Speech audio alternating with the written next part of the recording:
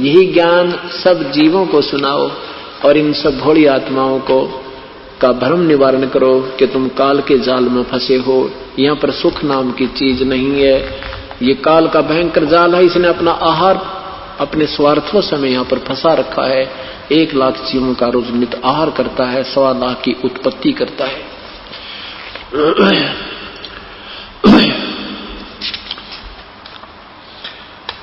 अब मैं तुमसे कहूं चिताई तेरे देवन की उत्पत्ति भाई। जिनको तुम अविनाशी अजरो अमर कहा करते थे, ब्रह्मा विष्णु महेश, इन तीनों देवताओं को इनकी उत्पत्ति सुनाता हूं। ये परमात्मा ने अपनी सिंपल लैंग्वेज में, साधारण भाषा में वो ज्ञान दिया है जो आज वेदों ने प्रमाण किया है, आज जो पुराणों ने प्रमाण किया है, वही परमात्मा ने कबीर साहब ने 600 वर्ष पहले ये ज्ञान दिया था, जो अभी तक कूड़े में डाल रखा था इन नादान संतों की, महर्षियों की नादान सोच के कारण। और आज वो सदग्रंथ भी हमारे साथ, पवित्र पुराण भी हमें सहयोग दे रहे हैं कि ज्यों की त्यों है। वही परमात्मा बता रहे हैं कि यही का अब मैं तुमसे कहूं चिताई तेरे देवन की उत्पत्ति भाई। कुछ संक्षिप्त कहूं गौराई सब संशय तुमरे मिट जाई। कुछ संक्षिप्त रूप में, साधारण कुछ संक्षेप रूप में बताऊंगा जिससे तुम्हारे सब संशय का निवारण हो जाएगा। जिस पुण्यात्मा को सृष्टि रचना सही समझ में आ गई उसके सारे संशय निवारण हो जाते हैं। और जब तक सृष्टि रचना जीव को समझ में नहीं आती कोई भी सदग्रंथ आप नहीं समझ सकते। यही कारण रहा कि इन ऋषियों ने, महर्षियों ने गीता, पवित्र गीता जी, पवित्र वेदों के अनुवादों में अर्थों के अनर्थ करने पड़े। इन्होंने 7वें अध्याय के 18वें श्लोक में अनुत्तम अर्थ को अति श्रेष्ठ लिखा है। वर्ज माने जाना होता 18वें अध्याय के 66वें श्लोक में गीता जी में वर्ज माने जाना होता, इन्होंने आना लिख दिया क्योंकि इनको ये सृष्टि रचना का ज्ञान नहीं था, ये मास्टर की इनके पास नहीं थी। क्या बताते हैं? कुछ संक्षिप्त कहूं गहुराई सब संशय तुमरे मिट जाई। भरम गए जग वेद पुराना आदि राम का भेद न जाना। आदि राम सबसे पहला प्रभु, सबसे पहले का जो मालिक है, पुरातन प्रभु। राम राम सब जगत बखाने आदि राम कोई बिरला जाने। राम राम तो सब कहते हैं, वो राम भगवान ब्रह्मा, भगवान विष्णु, हे भगवान हे भगवान, हे राम कहते, वो राम है कौन ये नहीं समझ पाए। राम राम तो सब कह रहे हैं परंतु आदि राम कोई बिरला जाने। उस वास्तविक प्रभु के विषय में तो कोई संत बहुत ही कम है जो तुम्हें बता पाओगे। ज्ञानी सुन, ये जो कथा मैं तुझे सुना रहा हूं इसको बुद्धिमान सुनेंगे वो तो सत्य मानेंगे, और मूर्ख सुनेगा उसकी समझ में आवा नहीं, वो कहेगा झूठ बोले झूठ बोले। क्या कहते हैं? भरम गए जग वेद राम राम सब जगत बखाने आदि राम कोई बिरला जाने। ज्ञानी सुने सो हृदय लगाई मूर्ख सुने तो गम न पाई। बुद्धिमान सुनेंगे तो सत्य मानेंगे, हृदय से लगाएंगे और सौ शुक्र करेंगे तेरा कि कहां छुपा था यह अनमोल ज्ञान। और मूर्ख सुने तो करने आप अपनी सब कहा करते हैं, आप अपने हिसाब से सब कथाएं सुनाते हैं। माँ अब कौन है, क्या कथा सुनाना चाहता हूं कि ब्रह्मा विष्णु महेश की। माँ अष्टंगी पिता निरंजन ये जम दारुण वंशन अंजन पहले कीन निरंजन राई पीछे से माया उपजाई। क्या बताते हैं कि इनकी ब्रह्मा विष्णु महेश की माँ तो है अष्टंगी और पिता इनका ज्योति निरंजन होए होए। ये 600 साल पहले दी हुई अमृतवाणी परमेश्वर कबीर साहब की आपको सुना रहा दास, और वही ज्यों की तो शिव महापुराण और देवी महापुराण और ब्रह्म महापुराण ने आपको प्रमाण दिया। शिव महापुराण के 6ठे अध्याय रुद्र संहिता में लिखा है कि सदाशिव से और दुर्गा से, इस सदाशिव और इस पार्वती से विष्णु की उत्पत्ति हुई। और ब्रह्मा कहता है उसी प्रकार इन दोनों ने मुझे भी पैदा किया। अब इस 6ठे अध्याय में और 7वें में तो ये लेखक गोल मोल कर गया। 9वें अध्याय में फिर लिखा है कि इस प्रकार तीनों देवताओं में गुण है, रजगुण ब्रह्मा, सदगुण विष्णु, तमगुण शिव जी, और वो सदाशिव तो गुणातीत कहलाता है। यानी 4 सतिथि आप बता दी। ये ब्रह्मा विष्णु महेश दुर्गा और इस काल के संयोग से उत्पन्न हुए हैं, पति पत्नी व्यवहार से। और वो जो चौथा जो है वो काल है, ज्योति निरंजन अलग है। तो आज वही परमात्मा बता रहे हैं मां अष्टंगी पिता निरंजन, ये जम दारुण वंशन अंजन। पहले कीन निरंजन राई, पीछे से माया उपजाई। पहले ज्योति निरंजन की उत्पत्ति की अंडे में, और पीछे से उस जिस हंस ने सबसे पहले स्वीकृति दी थी इस काल के संग आने की, उसकी कहते हैं पीछे से वह माया उत्पन्न की, माया बना दी, दुर्गा बना दी कबीर परमेश्वर ने।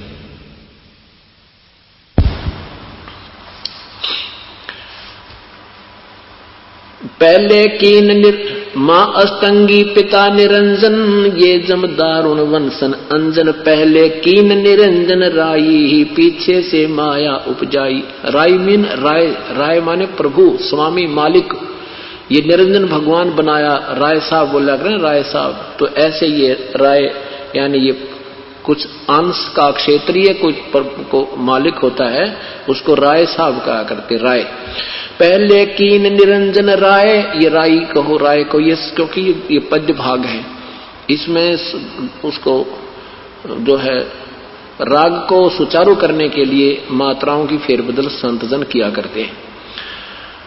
पहले कीन निरंजन राई, पीछे से माया उपजाई। माया रूप देख अति शोभा, देव निरंजन तन मन लोभा। सुंदर लड़की को देख करके, उस माया के रूप को देखकर इस ज्योति निरंजन के मन में विकार उत्पन्न हुआ। माया रूप देख अति शोभा, देव निरंजन तन मन लोभा। काम देव धर्मराय सताए, देवी को तुरंत धर खाए। विषय वासनाओं के से प्रेरित होकर के ज्योति निरंजन ने दुर्गा के साथ दुर्व्यवहार करना चाहा, तो दुर्गा ने उसके पेट में शरण ली, उसको खा लिया। पेट से देवी करी पुकारा, हे प्रभु मेरा कर उबारा। पूर्ण परमात्मा से दुर्गा ने फिर प्रार्थना की थी, हे परमात्मा मुझे बाहर निकालो। टेर सुनी तब ता हम आए, अष्टंगी का बंध छुड़वाए। तब मैं वहां जोगजीत रूप धारण करके दुर्गा को काल के पेट से निकाला और इनको वहां से बाहर चलता कर दिया। सतलोक में कीन्हा दुराचारी, काल निरंजन दीननकारी। माया समेत दिया भगाई, 16 शंख कोस दूरी पर आई। कि वहां से इस दुर्गा समेत इसको भगा दिया और इसने वहां बुरा दुर्व्यवहार किया, जिस कारण से इसको सजा मिली। अष्टंगी और काल अब दोई ही, मंद कर्म से गए बिगोई। कहते दुर्गा और ये काल अपने अपने गंदे मंदे कर्म थे, बुरे कर्म से ये दोनों डूब गए। दुर्गा ने मंदा कर्म किया कि सबसे पहले काल के साथ आने की हिम्मत कर ली। ये इसका मंद कर्म, दुष्कर्म था। अपने मालिक ने छोड़ के जो सारा सुख दे रहे थे, कोई दुख नहीं था, किसी प्रकार का कष्ट नहीं था, कोई जन्म मृत्यु नहीं थी। अपने पिता के भंडार से भोजन करते थे, उसका गुणगान करते थे, मस्त रहते थे, इतना आनंद था। इतना सुंदर स्थान को त्याग दिया इस ज्योति निरंजन के चक्कर में। कहते मंद अष्टंगी और काल अब दोई ही, मंद कर्म से गए बिगोई। धर्मराय को हिकमत की ना, नखरे का से भग कर लीना। अब इस काल ने दुर्गा के साथ सृष्टि कर्म किया और अपनी सबद शक्ति से नाखूनों से प्रजनन इंद्री दुर्गा को बनाई। धर्मराय को धर्मराय भी बोलते हैं इस काल को। धर्मराय इसलिए कहते हैं, इसने कहा था मैं धर्म का, सत्य का राज करूंगा, धर्म का राज करूंगा। और इसने ये जो का त्यों ही कर रहा है। कानून तो सही बना रखा है कि जो जिसे कर्म करेगा वो फल भोगेगा, चाहे ब्रह्मा हो, चाहे विष्णु हो, चाहे शिव हो, चाहे दुर्गा हो। लेकिन कहते हैं ना, जो ये फ्रॉड करते हैं, सूझबूझते हैं, वो क्या करते हैं, कागज तो पूरे रखते हैं, सरकारी कागजों में तो पूरा दिखाते हैं और डुप्लीकेट और नीचे से अपना कार्य पूरा रखते हैं।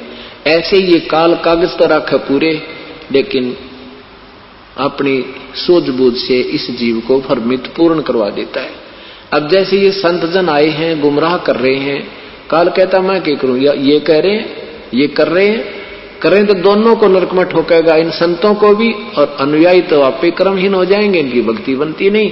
ये और संत ढूंढे दोषी, ये गुमराह कर रहे हैं, इनको भी नरक में डाला जाएगा, इनके लिए कोई राहत नहीं, कोई कंसेशन नहीं किसी के लिए। इसलिए ये कहता है, धर्मराय कहलाता है,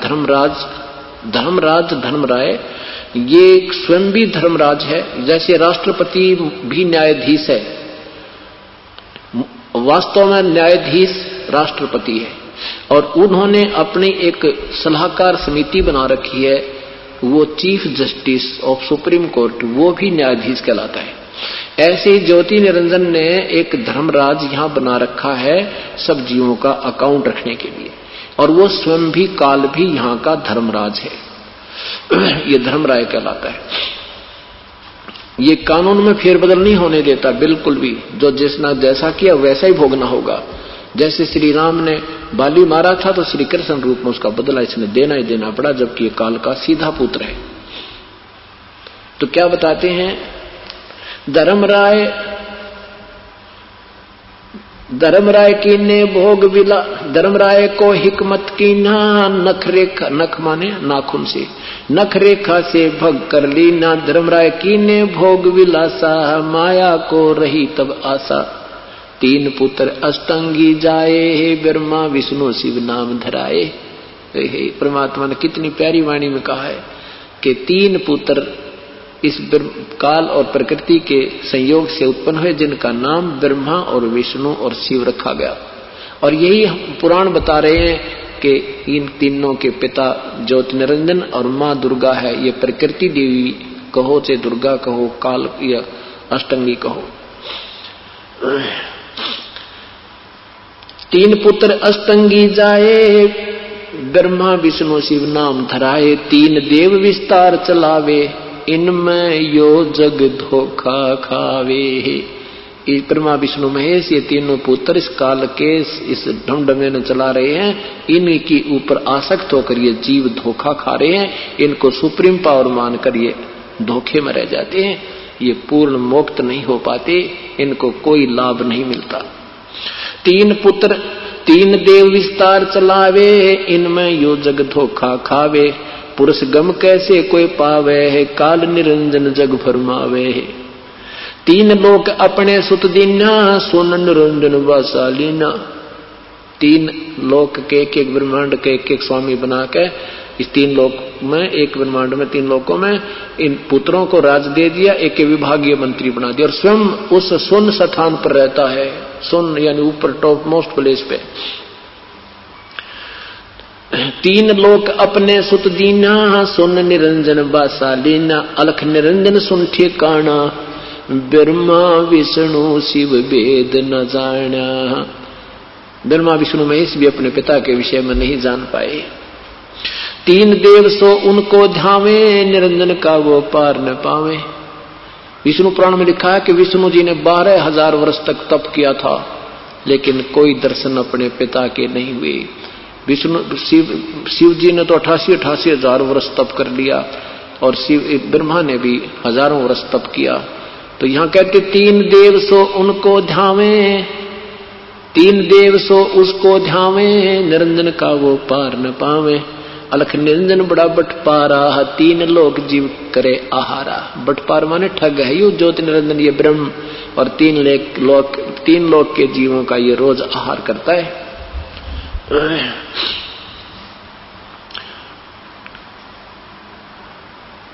अलख निरंजन बड़ा बटपारा, तीन लोक जीव कीन आहारा। ब्रह्मा विष्णु शिव नहीं बचाए, सकल खाए पुन दूर उड़ाए। ये ब्रह्मा विष्णु महेश को भी नहीं बख्शता। जैसे आपको बताया कि 7 ब्रह्मा की मृत्यु के उपरांत एक विष्णु की मृत्यु होती है, और 7 विष्णु की मृत्यु के उपरांत एक शिव की मृत्यु होती है। जब इनकी मृत्यु होती है तो इनको भी तपस्या पर जाना ही जाना पड़ता, चाहे देव मरे और चाहे कोई आम प्राणी मनुष्य मरे। इन सबको एक बार तपस्या पर इनका शोरबा निकालता ही निकालता ही। तीन लोक सो ब्रह्मा विष्णु शिव नहीं बचाए, सकल खाए पुन धूर उड़ाए। तिनके सुत हैं तीनों देवा, अंधे जीव करते हैं सेवा। उस काल के ये 3 बेटे हैं और ये ज्ञानहीन जीव इन की पूजा में लगे रहते हैं। कहते उसके तिसके सुत हैं तीनों देवा, अंधर जीव करते हैं सेवा। काल पुरुष सबू को चीन्या, पूर्ण पुरुष काहू नहीं चीन्या। काल पाए सभी गैलीना, ब्रह्म काल सकल जग जाने, आदि ब्रह्म को ना पहचाने। इस काल को तो भगवान सब माने बैठे हैं, पर उस आदि परमात्मा के विषय में कोई सुनने को तैयार नहीं। 3 देव और अवतारा, ताको भजय सकल संसारा। इन ब्रह्मा विष्णु महेश ने और इन्हें जितने अवतार रूप में आते हैं, इनकी भजनों में, इन्हीं की महिमा गुणगान में यह सारा संसार लगा हुआ है। 3 देव और अवतारा, ताको भजे सकल संसारा। तीनों गुण का ये विस्तारा, धर्मदास में कहूं पुकारा। तीनों गुण का ये विस्तार माने ये तीनों गुण का जोड़ा हुआ जुगाड़ है। रजगुण ब्रह्मा, सदगुण विष्णु, तमगुण शिव जी। 3 गुणों की भक्ति में ये भूल पड़ो संसारे, कहे कबीर निज नाम बिना भाई कैसे उतरो पार। 3 गुणों की भक्ति में ये भूल रहा संसार, और कह कबीर निज नाम बिना भाई कैसे उतरो पार। यही पवित्र गीता जी अध्याय नंबर 7 के मंत्र नंबर 12 से 15 में स्पष्ट वर्णन किया है कि इन तीनों गुणों के द्वारा जो भी हो रहा है उसका निमित्त मैं ही हूं अर्जुन। क्योंकि रजगुण ब्रह्मा से उत्पत्ति, विष्णु से स्थिति और तमगुण शिव जी से संहार, इसका मूल कारण मैं हूं। लेकिन मैं इनमें और ये मुझ में नहीं है, क्योंकि ये इनसे अलग रहता है। सोन निरंजन बड़ा बटपारा, अलख निरंजन बड़ा बटपारा। 3 लोक जीव कीन आहारा, ज्योत निरंजन सुन ठेकाना। ब्रह्मा विष्णु वेद न जाना, ये अलग से रहता सुन में। तो ये कहता है कि इन तीनों गुणों के मैं नहीं हूं, और इन तीनों गुणों से, रजगुण ब्रह्मा से, सदगुण विष्णु से, तमगुण शिव जी से जो हो रहा है वो मुझसे ही होने वाला जान। और इन तीनों गुणों की भक्ति के ऊपर ही जो इन त्रिगुणमयी माया के द्वारा जिनका ज्ञान हरा जा चुका है, इन्हीं के ऊपर जो आसक्त हैं, इन्हीं की पूजा में लगे हैं, वो राक्षस स्वभाव को धारण किए हुए मनुष्यों में नीच दुष्कर्म करने वाले मूर्ख मेरी भक्ति नहीं करते, और अपने को भी कहते हैं ये भी व्यर्थ है। 7वें अध्याय के 18वें श्लोक में कि मेरी साधना भी अनुत्तम है। इसलिए 18वें अध्याय के 62वें श्लोक में और 15वें अध्याय के 4थे मंत्र में कहा है कि वो परमात्मा तो और है, और उसकी साधना करने वाले फिर संसार में लौटकर नहीं आते। तो सर्वभाव से अर्जुन उस परमेश्वर की शरण में जा, उसकी कृपा से तो परम शांति और शाश्वत स्थान सतलोक को प्राप्त होगा। तेरा फिर जन्म मृत्यु नहीं होगा, फिर वो संसार में लौटकर नहीं आते जो पूर्ण मोक्ष प्राप्त करते। उसके लिए किसी संत की तलाश कर, मैं उस मार्ग को नहीं जानता। इसी विषय में आदरणीय गरीबदास साहेब प्रभु के दर्शन के उपरांत अपनी अमृतवाणी में प्रमाण दे रहे हैं। माया आद निरंजन भाई, अपने जाए आप खाई। माया इस ज्योति निरंजन के द्वारा विवश की हुई ये दुर्गा उत्पत्ति करवाती है, सतिथि कराती है, संहार कराती है। तो अब उस दुर्गा को भी दोष दे रहे हैं, और निमित्त काल ही है। माया आद निरंजन भाई, अपने जाए आप खाई। अपने पैदा कर आप खावे, सांपनी जैसा, नाग जैसा काम इनका। ब्रह्मा विष्णु महेश्वर चेला, ओहम सोहम का है खेला। सुन शिखर में धर्म अन्यायी, जिन शक्ति डायण मैल पठाई। सुखर सुन में यु धर्म अन्यायी, यु ज्योति निरंजन को धर्म राय भी बोलते हैं इसको, कहते यु धर्म यु अन्यायी सुन शिखर में रहता है। हरिशन या दुर्गा यहां भेज दी, और ये सब की बुद्धि भ्रष्ट रख है। किसी भी पॉइंट से, किसी भी कारण से, ये जैसे आपको बताया भी 18 अक्षौणी सेना का विनाश हुआ, वहां पर ये माया राज बन गई। राज के बंटवारे के ऊपर माया, यह भी माया है, यह भी एक जाल है काल का। कौरव और पांडव लड़के मर गए। क्या बताते हैं? सुन शिखर में धर्म अन्यायी, जिन शक्ति डायन मैल पठाई। लाख ग्रासै नित उठ दूती ही माया आद तकत की कुती। अब परमात्मा ने इस दुर्गा को भी दोषी, आदरणीय गरीबदास साहिब ने दुर्गा को भी साथ दोषी बना लिया। कहने लगे कि ये सहयोग दे रही है ज्योत निरंजन को 1 लाख जीव नित आहार करने में, और वो काल जो है ज्योत निरंजन उस परमात्मा के दरबार का कुत्ता है। उसने वहां कुत्ते जैसा कर्म किया जिससे वो निष्कासित किया गया, और वही कुत्ता कर्म इसने यहाँ चालू कर रखा है। यहाँ कोई सिस्टम ठीक नहीं 21 ब्रह्मांड में। ठीक है, हमने राजपूज बना के और ये व्यवस्था बना रखी है। अगर ये एक महीने अगर ये कोई भी पुलिस वगैरह ना होता, फिर देखा इन जीवों की वृत्ति, जब कोई बहन बेटी सुरक्षित रह जाए, जैसे कि कोई प्रॉपर्टी ठीक पा जाए, तो हम ऐसे वहां से बिगड़ा हुआ हमारा सारा शरीर है, व्यवस्था है। उस काल ने वहां कुत्ते जैसा कर्म किया, और यहाँ भी हम कुत्ते जैसी वृत्ति के बना दिए। जैसे तगड़ा कुत्ता आता है और छोटे कमजोर कुत्ते ने रोटी मुंह में ले रखी हो, वो दूर से घुर्र करेगा और वो मुख से रोटी डालकर दूर खड़ा हो जाएगा। ये स्थिति यहाँ हर जीव की है। तो यहाँ उसी दृष्टिकोण से लताड़ रहे हैं।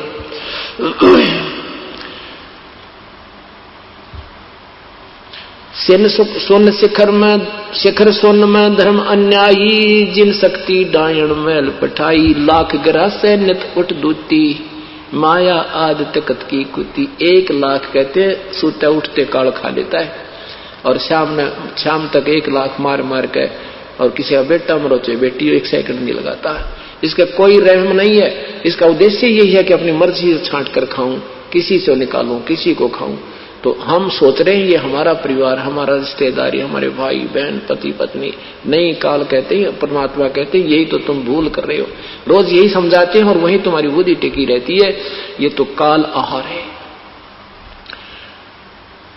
झूठे सुख को सुख कहे ये मान रहा मन मोदे, ये सकल चबीना काल का, कुछ मुख में कुछ गोदे। ये सब काल आहार है। कुछ को खा लिए, कुछ तो खा चुका है, कुछ तो मुंह में जा लिए, बाकियों को अब पाल रहा है, और वो टाइम आएगा जब उनको भी ले जाएगा। उससे पूर्व हमने जो करना परमात्मा कहते हैं वो संत बताएंगे। क्या बताते हैं? 1.25 लाख घड़िए नित भांडे, 1.25 लाख घड़िए नित भांडे, अंसा उत्पत्ति पर ले डांडे। ओए होए, 1.25 लाख ग्रासै नित उठ दूती ही, माया आद तकत की कुती। 1.25 लाख घड़िए नित भांडे, अंसा उत्पत्ति पर ले डांडे। 1.25 लाख तो रोज मारे है, और 1.25 लाख ये भांडे, ये शरीर और तैयार कर देता है। अंसा उत्पत्ति, ये भोड़ी आत्मा, ये जीव आत्मा जन्म और मृत्यु के दंड से दंडित कर रखे हैं। हंसा उत्पत्ति पर लय डांडे। उत्पत्ति माने जन्म, पर लय माने मृत्यु। ये तीनों चेला बटपारी, सिरजे पुरुषा सिरजी नारी। इन तीनों भगवानों को भी लताड़ रहे हैं कि ये भी उस ठग का सहयोग दे रहे हैं। इन्होंने स्त्री और पुरुष रच के और हमें एक दूसरे के साथ आकर्षित कर दिया। खोखापुर में जीव भुलाए, सोपन विष्ट वैकुंठ बनाए। ये खोखापुर है। खोखा माने खाली, ऊपर तो बढ़िया दिखा, अंदर वस्तु कुछ नहीं। इसमें ये जीव भुला रखे, ये खोखापुर है। और इसमें ये सोपन विष्ट वैकुंठ भी सोपन सा, जैसे हम यहाँ बैठे हैं, ये मेरा कार है, कोठी है, बेटा है, बेटी है, और 1 सेकंड के बाद मृत्यु हो जाए, अपना कुछ भी कोई नहीं। ऐसे स्वर्ग में जो देव बने, महादेव बने हैं, इनकी भी ऐसे दिन आएगा, मृत्यु हो जाएगी, वो सोपन सा हो जाएगा, उनका कुछ नहीं वहां पर। तो क्या बताते हैं? खोखापुर में जीव भुलाए, सोपन विष्ट वैकुंठ बनाए। ये है हरहट, यो अरहट का कुआ लोई, या गल बंजा है सब कोई। ये अरहट रहट होता है। नीचे से बाल्टियां उस रहट की चैन पे लगी हुई भरी हुई पानी से आती हैं, ऊपर खाली हो जाती हैं, नीचे से फिर भर के आती हैं, फिर खाली हो जाती हैं। कहते हैं यहाँ तुम शुभ कर्म अशुभ करते हो, शुभ ऊपर शुभ, स्वर्ग में अशुभ, नरक में खाली करके फिर आ जाते हो, फिर भर कर जाते हो, फिर खाली करके आते हो, 84 लाख योनियां भोगते हो। ये अरहट का कुआ लोई, यागड़ बंजा है सब कोई। ये कीड़ी कुंजर और अवतारा, हरहट डोर बंधे कोई बोरो। हाथी तले के और चीटी ताई जीव से लेकर इन अवतारों तक, ब्रह्मा विष्णु महेश तक भी इस अरहट की डोर के कितने चक्कर काट चुके, कितने जन्म मृत्यु हो चुकी है। पीर पैगंबर कुतुब ओलिया सुर नर मुनि जन ज्ञानी, एत्या को तोरा ना पाया ये काल का बंधे प्राणी। हे भगवान, शुरू में ये दास जब ये वाणी पढ़ने लगा प्रभु की के पीर पैगंबर कुतुब ओलिया, ये सुर नर मुनिजन ज्ञानी, ये मुनिजन ऋषि महर्षि देवताओं को भी मार्ग नहीं मिला, ये काल का बंधे हैं। तो दिल में खटक सी लगी थी कि हे भगवान, इन बातों ने कौन मानेगा कि ब्रह्मा विष्णु महेश और ये देव भी काल के बंधे हैं। पर इन सदग्रंथों ने तो मेरी इस बात को कति आसान कर दिया।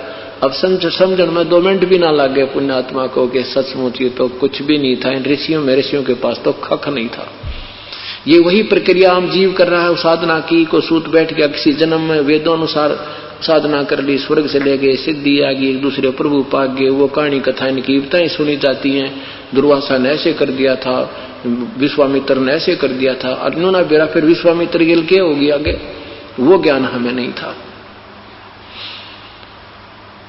क्या बताते हैं कि स्वर्णर मुनिजन कुतुब ओलिया स्वर्णर मुनिजन ज्ञानी, एत्या को तोरा ना पाया ये यम के बंधे प्राणी। इनको रास्ता नहीं मिला तो ये बात समझ में पहले कम आओ। अब सदग्रंथों ने आसान कर दिया कि इन देवताओं ने भी, ब्रह्मा विष्णु महेश को भी, ऋषियों को, महर्षियों को, सिद्धों को, गोरखनाथ जैसों को भी वो तत्व भेद और सही भक्ति का विधि नहीं मिला, उनको नहीं पाई। अब तो समझ में आ गई, कति आसान होगी क्योंकि सदग्रंथ प्रमाण दे रहे हैं। इनको तो रास्ता मिला नहीं, ये तो काल ही के साधना में उलझे रहे, यम के बंधे प्राणी। धर्मराय कै धूमा धामी जम पर दंग चलाऊं, जम पर जंग चलाऊं, जो राखूं तो जान न दूंगा, बांध अदर घर डाऊं। मुल्ला माया मग में बैठी हंसा चुन चुन खाई, और ये ज्योति निरंजन कहे जो अलख ज्योत स्वरूपी भया निरंजन में ही करता बाई। यहाँ पर कहते हैं ज्योति निरंजन भगवान बना बैठा है, एक न करता दो ना करता नौ ठहराए भाई, 10वां भी धुंधर में मिल जा सत कबीर दुहाई। यहाँ तो एक भगवान नहीं कहते, 9 अवतार ये भी भगवान थे। तो कहते एक ना करता दो ना करते 9 ठहराए भाई, और 10वां भी ऐसे ही चला जाएगा जैसे श्री राम और श्री कृष्ण चले गए। कुछ समय अपनी लीला दिखा करके काल प्रेरणा से आते हैं, और यहाँ कुछ अनोखी सी आम जीवों से ये तगड़े होते हैं, उनसे उनमें समर्थ होते हैं, फिर ये आम जीव उनसे प्रभावित होकर उन्हीं के गुणगानों में लगे रहते हैं। ये भी काल का एक सुनियोजित चाल होता है, जाल होती है, सुनियोजित चाल है।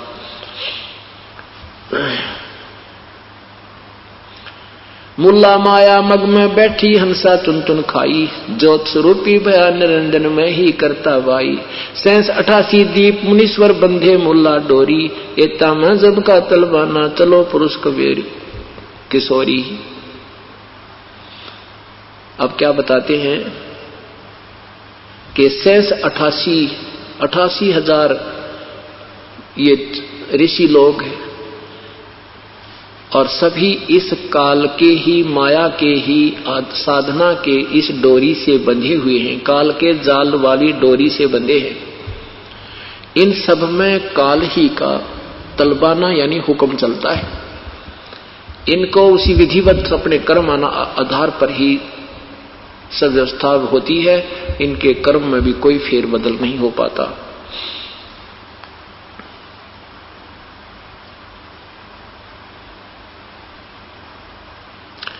अपनी समर्थता बताते हुए परमेश्वर के विषय में गरीबदास जी बता रहे हैं, 14 भवन गमन है मेरा जलथल में सरभंगी, खालक खलक खलक में खालक अवगत अचल अभंगी। अगर अलील चक्र है मेरा जिससे हम चल आए, इन 5 पर परवाना मेरा बंद छुटावन धाए। इन 5 के ऊपर मेरा तलबाना, मेरा हुक्म चलता है, कबीर परमेश्वर कहते हैं, और औरों के ऊपर इन 5 का चलता है। इन 5 कहते हैं ब्रह्मा विष्णु महेश्वर माया और धर्मराया कहिए, इन 5 मिल पर पंच बनाया वाणी हमरी लइये। इन पांचों ने मिलकर ये सब प्रपंच बना रखा है, इसलिए तुम हम जो कह रहे हैं इस पर विचार कीजिए। इसको लेना लेना माने गहराई से सोचना, संकेत समझ जाना हम क्या कहना चाह रहे हैं। इन बातों को सुनकर धर्मदास बड़ा प्रभावित होता है और फिर कहता है, परमात्मा आपकी बात मैं सारी मान रहा हूं, लेकिन प्रभु मैंने सुना है कि क्या भगवान कृष्ण, देखो भगवान श्री कृष्ण में भी तो शक्ति है। जैसे श्री मोरध्वज राजा के पुत्र ताम्रध्वज को आरे से चरवा के भगवान श्री कृष्ण जी ने उसको जीवित कर दिया था। आप कैसे कह रहे हो प्रभु ये शक्ति नहीं है? अब हमारी बुद्धि इस पुराने रंग में इतनी उलझ गई, इतना तत्व ज्ञान सुनकर भी हमारी ऊपर न बुद्धि उठती नहीं। परमात्मा ने कहा, भाई बात सुन जो धर्मदास, ठीक है, ये नहीं कहा मैंने कि इनमें कोई शक्ति नहीं है, लेकिन तुम इनको सर्वशक्तिमान कहते, सर्वशक्तिमान नहीं, ये केवल किया हुआ कर्म ही दे सकते। यहां तो भगवान श्री कृष्ण जी ने ताम्रध्वज को जीवित कर दिया, आरे से 2 फाड़ करवा के, ये कर सकते हैं क्योंकि इतनी शक्ति है इनमें ये, लेकिन श्वास नहीं वृद्धि कर सकते, ये जीव की उम्र नहीं बढ़ा सकते। और जब तक श्वास है इस शरीर को तोड़ फोड़ कर 2 मिनट में ठीक कर सकते, इनमें इतनी पावर है। अब जब भगवान श्री कृष्ण भी वहीं थे जब अभिमन्यु की मृत्यु चक्कर व्यूह में प्रथम दिन ही होगी थी। भगवान श्री कृष्ण के सगे भांजे सुभद्रा के पुत्र अर्जुन से, क्योंकि भगवान श्री कृष्ण की बहन सुभद्रा अर्जुन से ब्याही थी, भगवान श्री कृष्ण रो रहे थे, सुभद्रा रो रही थी, 500 पांडवों का कुल नाश हो रहा था, श्री कृष्ण कोई बचाव नहीं कर पाए। अब धर्मदास इस बात को सुनकर चुप हो जाता है और परमात्मा अंतर्ध्यान हो जाते हैं कि इसकी बुद्धि अभी काम पूरा नहीं कर रही है, इसके मन में यू खिचड़ी ज्ञान घुसा हुआ है। अब ऐसे करके परमात्मा पूर्ण ब्रह्म फिर अंतर्ध्यान हो गए। अब धर्मदास बुरी तरह रो रहा है, ये भगवान मेरे से गलती होगी प्रभु, एक बार दर्शन दे दो मेरे मालिक, दर्शन दे दो मेरे मालिक। मैं फिर कभी आपके साथ वाद विवाद नहीं करूंगा। लेकिन परमात्मा ने 6 महीने तक कोई दर्शन नहीं दिए। अब उसके बाद ये तो पता लग गया कि जो साधना तू कर रहा है तो डलेड हो रहा है, ये असंग युग हो गए, ये साधना करते, इन भगवानों की पूजा करते। तो उसके बाद मथुरा के बाद वृंदावन जाते थे, वृंदावन के बाद फिर बरसाना जाना था, लेकिन वो नहीं गया, ना वृंदावन गया ना बरसाना गया। बरसाना में किस लिए जाते हैं? राधा से सिफारिश लगवाने के लिए कि राधे राधे शाम मिला दे, राधे राधे शाम मिला दे। भगवान कहते हैं ये तुमने ड्रामेबाजी आप पर शुरू कर दी, ये आप मनमुखी कथाएं बना लिए, मनमुखी ये मंत्र बना लिए, मनमुखी ये शब्द बना लिए, ये ना गीता जी में प्रमाण है ना वेदों में प्रमाण है, इसलिए मनमाना आचरण है। अब जब राधा जी मिलने आती थी भगवान श्री कृष्ण से लुक छिपके, तो दुनिया उसको बुरी दृष्टि से देखा करती थी, उसको गुंडी कहा करती थी कि कहाँ जाती है एकांत में एक पुरुष से मिलने के लिए। और जब वो चली गई, अब लाखों हजारों वर्षों के बाद आज उससे सिफारिश लगवाते हैं कि हमें कृष्ण से मिलवा दे। और जब कृष्ण जी वहां पर थे, जब उसके साथ संघर्ष कर रहे थे, कारण यही था कि ये स्त्रियों में नाचता है और समाज इसी कारण से भगवान से द्वेष करता था। इसी कारण से ये जरासंध शिशुपाल जैसे भगवान के साथ व्यवहार किया करते थे। अब वो चले गए हैं तो हम सब उनके गुणगान कर रहे हैं। इंसानियत जब थी तो उनके रहते उनको मानते, जितना वो लाभ दे सकते थे आपको अवश्य दिलाते, लेकिन ना मोक्ष उनका पूर्ण है ना ही उनके न्यायियों का।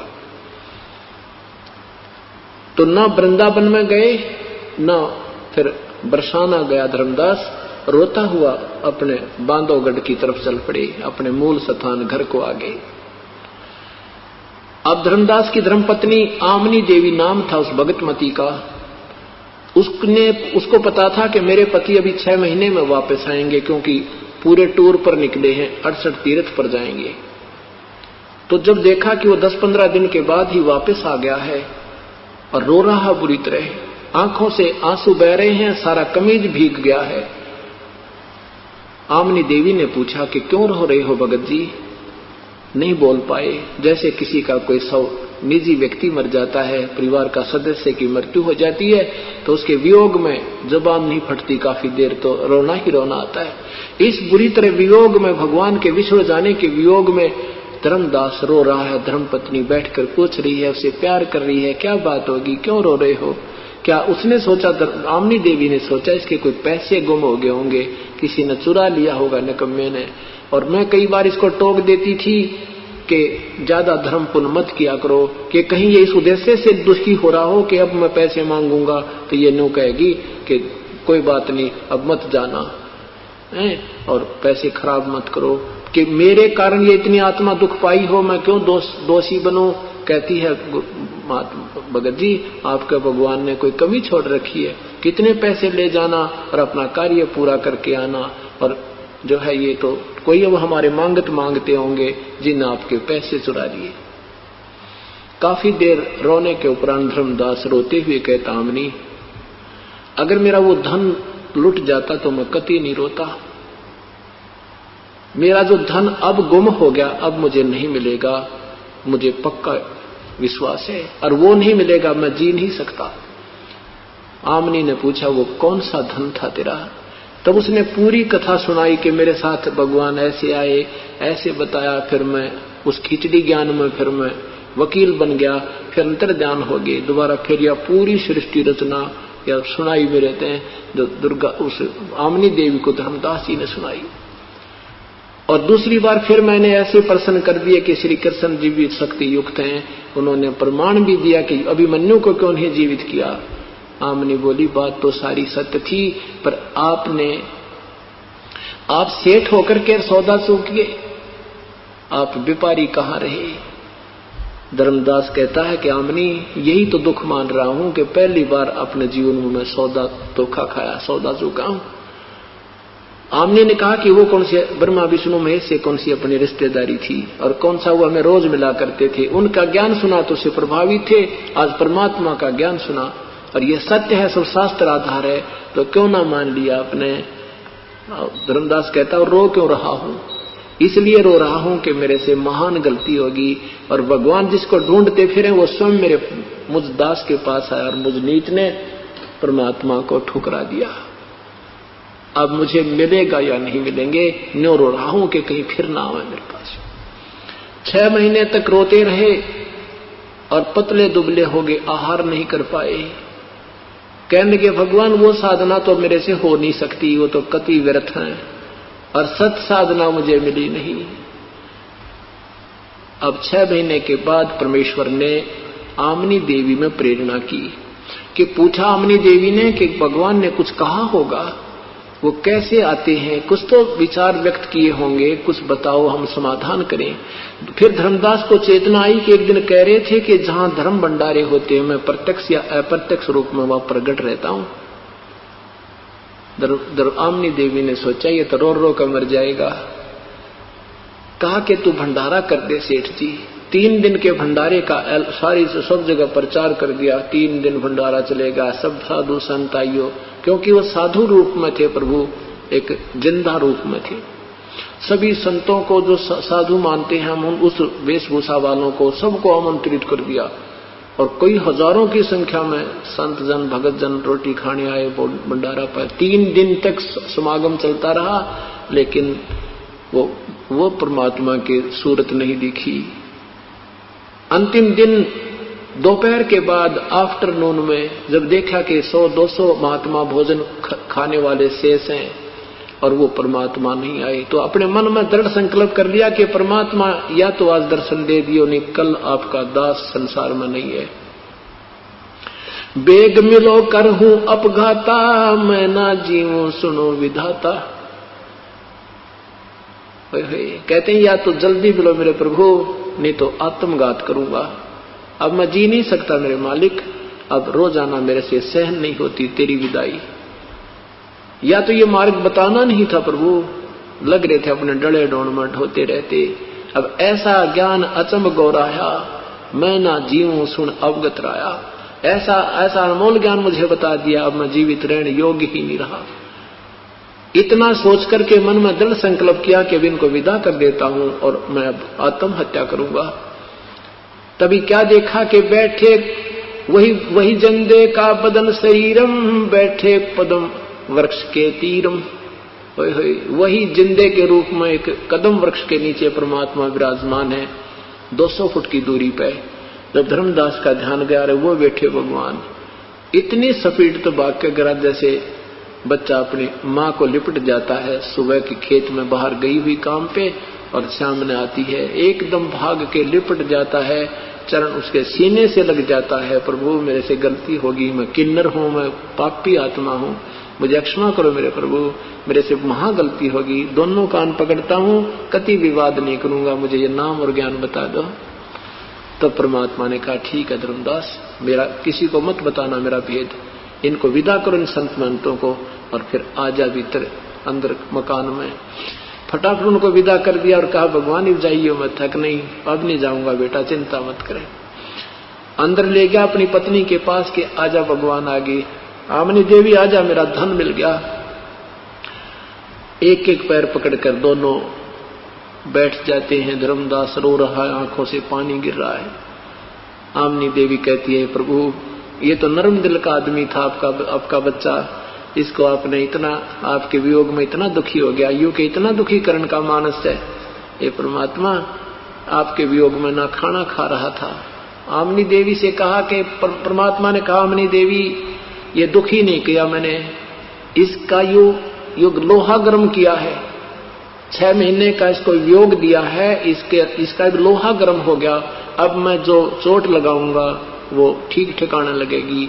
ये वकील बन गया था इस काल का, और मैं इसको साथ साथ ये सारा ज्ञान देता, ये कतई नहीं सुनता, काना पकड़ टाड़ने लग जाता।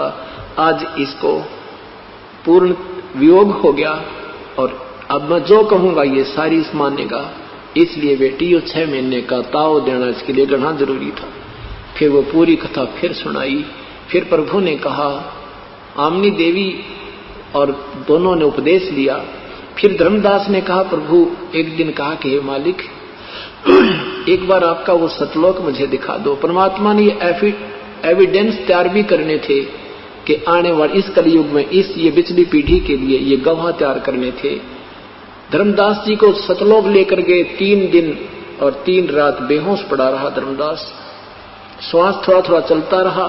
सारा सतलोक दिखाया, काल का लोग दिखाया, और वो काल दिखा के देख वो खड़ा, वो जिसको तुम भगवान मानते थे, ये देख इसकी शकल देखते डर लग गए।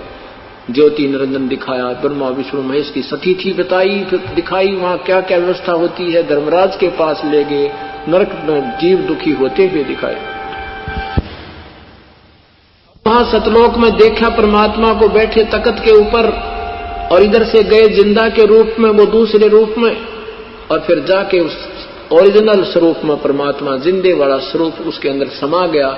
तब धर्मदास ने कहा हे भगवान मुझे यहीं रख लो मेरे दाता, मुझे वापस मत भेजो, मुझे राख लो भगवान, मुझे वापस मत भेजो परमात्मा, वो तो बहुत बुरा हाल है।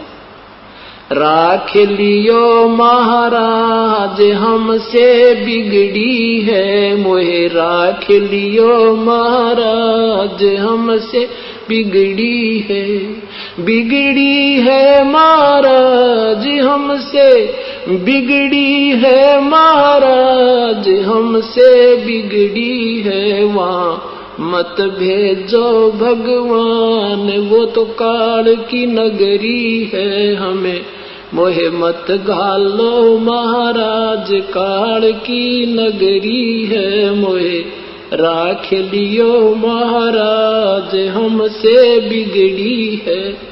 क्या बताते हैं, वहां जाकर पता लग गया कि हम अपने पैर पर आपको आड़ा मार के गए थे। सब अन्य जो वहां रहते हैं हंस ने बताया कि तुमने गलती आपकी थी धर्मदास, तुम स्वयं सब इच्छा से काल के जाल में फंसे थे। तो वहां पता लग गया कि भगवान हमारे से बिगड़ी है, हमारे से गलती हुई है, हमें क्षमा कर दो। तब परमेश्वर ने कहा भाई धर्मदास ऐसे नहीं हो सकता, जिस प्रबल इच्छा से तुम हमारे पास यहाँ आए हो, इतनी प्रबल इच्छा तुम्हारी वहां मृत लोक में मेरे अंदर होगी, तब मैं लेकर आऊंगा। और तुम काल के जाल में फंसे उसके ऋणी होगे, उसके पृथ्वी रूपी विमान में, स्वर्ग रूपी विमान में तुम घूम रहे हो, उसी में आहार कर रहे हो, ये तुम्हारे ऊपर ऋण चढ़ गया है। अब जो मैं तुझे मंत्र दूंगा, दिया है, इसका जाप कर अपना ऋण उतार, और फिर मैं तेरे साथ रहूंगा बेटा, घबराइए मत, ना तेरी भक्ति करवाऊंगा, ना यू काल तुम्हें भजन करने नहीं देता। ऐसा कहकर के तीसरे दिन उसकी आत्मा को वापस छोड़ दिया। अब हम इतने बेईमान हो गए, और परमात्मा ने कहा कि मैं काशी बनारस में जुलाहे का काम करता हूं, नीरू मेरा मुंह बोला माता पिता है, नीरू और नीमा, और वहां रहता हूं। पर पेट नुजची को ना कि सचमुच यही होगी, यकीन नहीं हुआ तो धर्मदास बांधवगढ़ से चलकर वहां पहुंचा। बनारस आए, बनारस में देखा उस झोंपड़ी में परमात्मा बैठे, चरणों में समर्पण कर दिया, हे भगवान सचमुच आप पूर्ण ब्रह्म हो। तो फिर धर्मदास ने क्या कहा, भक्ति दान दीजियो देवन के देवा हो, भक्ति दान मोह दीजियो देवन के देवा हो, जन्म पाया भूलूं नहीं करहूं पद सेवा हो, जन्म पाया भूलूं नहीं करहूं पद सेवा हो, भक्ति दान गुरु दीजियो देवन के देवा हो। धर्मदास कहे भगवान और ना चाहिए मुझे कुछ भी, मालिक मुझे भक्ति दान दे दो। यहाँ था संग जन्म हो गए। परमात्मा भी कहते हैं क्या मांगू कुछ थिर ना रहाई, देखत नैन चला जग जाई, 1 लाख पूत 1.25 लाख नाथी, उस जीवन उस नारायण का दीवान बाती। तो अब धर्मदास कहता भगवान और कुछ ना चाहिए तेरे दास ने, भक्ति दान दे दो मेरे मालिक। भक्ति दान दीजिए, भक्ति दान गुरु दीजियो देवन के देवा हो, भक्ति दान गुरु दीजियो देवन के देवा हो, जन्म पाया भूलूं नहीं करहूं पद सेवा हो, जन्म पाया भूलूं नहीं करहूं पद सेवा हो, तीर्थ व्रत मैं ना करूं ना देवल पूजा हो, तीर्थ व्रत मैं ना करूं ना देवल पूजा हो, मनसा वाचा कर्मणा मेरे और न दूजा हो, मनसा वाचा कर्मणा मेरे और न दूजा हो, भक्ति दान गुरु दीजियो देवन के देवा हो, जन्म पाया भूलूं नहीं करहूं पद सेवा हो, अष्ट सिद्धि और 9 निधि बैकुंठ का वासा हो, अष्ट सिद्धि और 9 निधि बैकुंठ का वासा हो, ये मैं तुमसे न मांगता सब थोथरी आशा हो, ये मैं तुमसे न मांगता सब थोथरी आशा हो, भक्ति दान गुरु दीजियो देवन के देवा हो, भक्ति दान गुरु दीजियो देवन के देवा हो, जन्म पाया भूलूं नहीं करहूं पद सेवा हो, सुख संपत्ति परिवार धन और सुंदर नारी हो, सुख संपत्ति परिवार धन और सुंदर नारी हो, स्वप्न में इच्छा ना करूं गुरु आन तुम्हारी हो, स्वप्न में इच्छा ना करूं गुरु आन तुम्हारी हो, भक्ति दान गुरु दीजियो देवन के देवा हो, भक्ति दान गुरु दीजियो देवन के देवा हो, जन्म पाया विसरूं नहीं करहूं पद सेवा हो, धर्मदास की विनती समर्थ चित दीजो हो, धर्मदास की विनती समर्थ चित दीजो हो, ये आवागमन निवार कर अपना कर लीजो हो, ये आवागमन निवार के अपना कर लीजो हो, भक्ति दान गुरु दीजियो देवन के देवा हो, भक्ति दान गुरु दीजियो देवन के देवा हो, जन्म पाया बिसरूं नहीं करहूं पद सेवा हो। जन्म पाया बोलो नहीं करहूं पद सेवा हो। धर्मदास जी कहते हैं भगवान मुझे तो केवल भक्ति का दान दो मेरे दाता, और मनुष्य जन्म मिला है अब पद सेवा करूं। पद सेवा, सेवा मीन पूजा, पद मीन विधिवत साधना पद्धति। आप जो बताओगे प्रभु केवल वही साधना करूंगा, अन्य नहीं करूंगा। तीर्थ व्रत मैं ना करूं, ना कोई मंदिर पूजा हो, और मनसा वाचा कर्म ना मेरे और ना दूजा हो। यानी मन वचन कर्म से प्रभु कसम खाता हूं आपके बताए अनुसार के बिना मैं कोई साधना नहीं करूंगा। फिर कहते हैं ये अष्ट सिद्धि और 9 निधि, एक सिद्धि सब सागर पीवे, एक सिद्धि जो बोझल जीवे, एक सिद्धि आकाश से उड़ जाई, एक सिद्धि कुछ जल पैर न लाई। कैसे ऐसी ऐसी इन 8 और सिद्धियों को और 9 निधि, इनको मालिक मुझे जरूरत नहीं, और ना बैकुंठ में निवास करने की मुझे आवश्यकता नहीं। ये सब थोथरी आशा, सब यूजलेस है। ये सुख संपत्ति परिवार धन और सुंदर नारी हो, परमात्मा सपने में भी ना मांगो आपसे, ये आन तुम्हारी हो। क्योंकि पता लग गया मालिक ये मांगते मांगते मर गए, हमारा भिखारीपन खत्म नहीं हुआ। जैसे गरीबदास साहब जी कहते हैं, कोट जन्म तू राजा की ना मिटी ना मन की आशा, और भिक्षुकों के दर दर घूमा तो मिला ना निर्गुण रासा। तो यहाँ उसी को दोहरा रहे हैं कि परमात्मा ये नहीं मांगूंगा जिंदगी में आपसे, ये तो आप हमें आप पे दोगे, आपके बच्चे हैं, माता पिता को पता होता है सर्दी आ रही है, अपने आप बच्चों के वो कपड़े तैयार कर देता है, वो मांगो चाहे मत मांगो।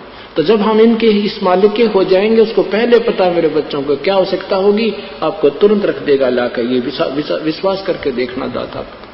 लेकिन हम गलती करते हैं, हम पद्धति छोड़ देते हैं। इस मालिक का जरा सा भी नियम भंग कर दिया तो ये कभी नहीं सुनेगा, काल बिल्कुल तैयार बैठा है। जैसे कहते हैं राजा राम की कार उंगली, राजा राम की कार उलंगी, सीता लंक मंजारे। अब जब सीता जी को ये कहा था श्री राम ने, सीता जी ने जब कहा कि ये मृग मेरे लिए लाओ, तो राम ने कहा था कि सीता ये मृग नहीं, ये कोई जाल है, लेकिन जिद पकड़ गई। फिर कहने लगा ठीक है मैं जा रहा हूं, पर एक लक्ष्मण से कहा, लक्ष्मण एक मेरी बात सुन ले, या तो मेरी तलाश में आना मत, और आए भी तो तुम ये मंत्र बोल कर एक रेखा खींच के आना इस कुटिया के चारों तरफ, और सीता को कह देना कि इसे बाहर नहीं जावे चाहे कोई भी आवे। जब काफी देर श्री राम नहीं आए और मारीच ने ऊपर से आकाशवाणी की हाय भाई मर गया, हाय मर गया, तो सीता ने कई ऐसे अपशब्द कह दिए जिससे राम लक्ष्मण ने जाना पड़ा। लेकिन जाते समय कहा कि ये भाई की आज्ञा है, इस कार से तू बाहर मत आना, इस रेखा से बाहर मत जाना, इतना रहम करना हमारे पे। अब सीता ने कहा ठीक है नहीं जाऊंगी। उधर से रावण जो है साधु बनकर आ गया और कहा माई भिक्षा दो, कहा कि अंदर आके ले जाओ। रावण जब आने लगा तो एकदम उसमें अग्नि फटी, अग्नि की लपटें निकली, रावण 10 कदम पीछे घट गया, नहीं तो भस्म हो जाता। तो कहा सीता से कहा कि अगर भिक्षा देनी है साधु को तो बाहर आकर दीजिए, क्या तुम मुझे हिंसा करना चाहती हो।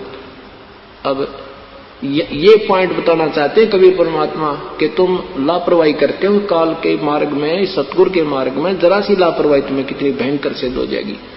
तो सीता ने सोचा साधु है क्या फर्क पड़ा है, अभी देकर 2 सेकंड में वापस आ जाऊंगी, आटा ही तो देना है। अब जो ही उसने बाहर हाथ गिरा वहीं से पकड़ दी और उठा ले गया।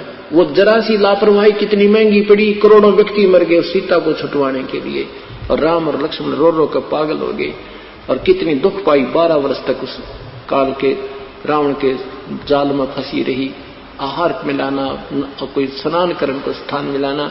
तो यहाँ परमात्मा कहते हैं तुम इस हमारे इस मार्ग को, इसमें लगने के बाद इस मर्यादा को, इस पद को, इस पद्धति से भिन्न मत करना, कोई भी मर्यादा भंग मत करना। मर्यादा भंग करते तुम्हारे ऊपर अटैक काल का हो जाएगा। ठीक है, जिनका भी कोई आपत्ति का कोई समय संयोग नहीं है, वैसे गलतियां भी करते रहेंगे, काल उनको थेपड़ कर रखे, अब ठीक है लगे रहो। और जिनका संयोग आगे कोई बहुत भयंकर उसका होता है और श्वास शेष नहीं होते, और उनसे कोई गलती हो जाती है तो फिर काल नहीं छोड़ता।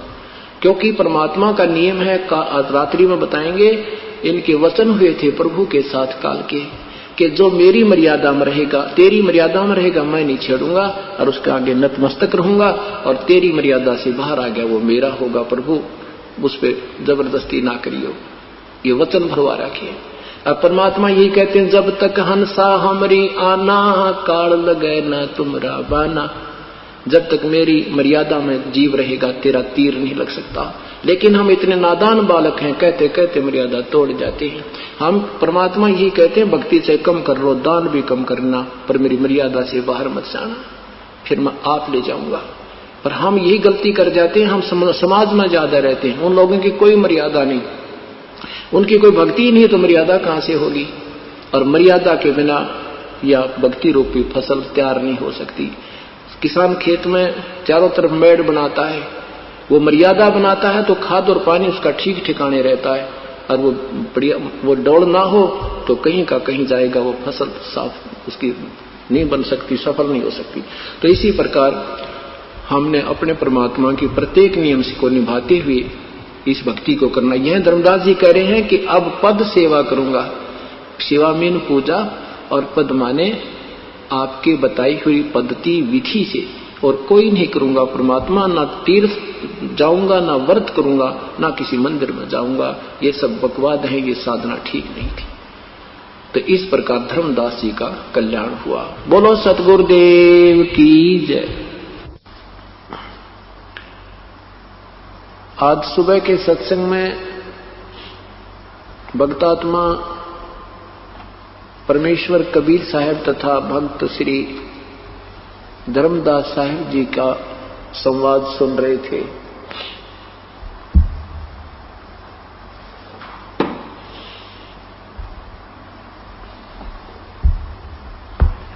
किस प्रकार परमेश्वर ने अपनी प्यारी आत्मा को काल के जाल को समझाया। पहले दास बने, अपने आप को एक अज्ञानी कहा, और आदरणीय धर्मदास साहिब जी को महात्मा कहा। यदि पहले बार ही परमेश्वर ये कह देते कि तेरी साधना गलत है, तू गलत कर रहा है, तो धर्मदास एक नहीं सुनता, उठकर चला जाता। इस काल के जाल से निकालने के लिए परमेश्वर ने कितने तरीके हमारे लिए अपनाए हैं, क्योंकि वो हमारे पिता हैं, वो हमारे वास्तविक आधार हैं, आत्मा के आधार हैं। और यही हमारी संभाल नहीं करेंगे तो और कोई हमारी संभाल करने वाला नहीं है। अंतर्यामी एक तू आत्म के आधार, जो तुम छोड़ो हाथ तो हमें कौन उतारे पार। तो क्या कहा, पहले प्रार्थना की, हे महात्मा जी मुझे कुछ मार्ग बता दो, मैं बहुत भटक दिया।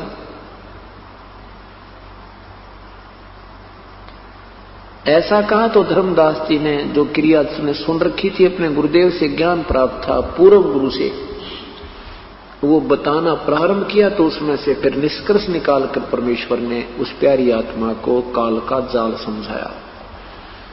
उसके ऊपर एक शब्द है,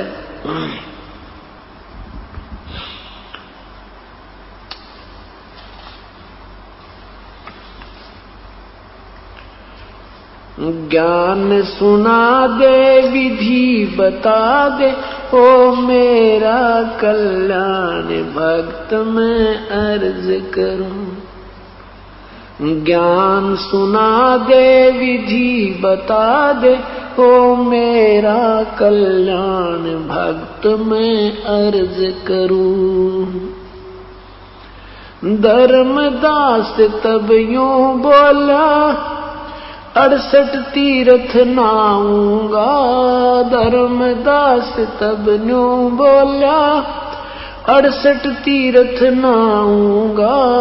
गीता जी का पाठ करते हूँ, इस विध मुक्ति पाऊंगा, गीता जी का पाठ करता हूँ। इस विध मुक्ति पाऊंगा, राम कृष्ण के गुण गाऊंगा। मिला स्वर्ग में स्थान, भक्त में अर्ज करूं।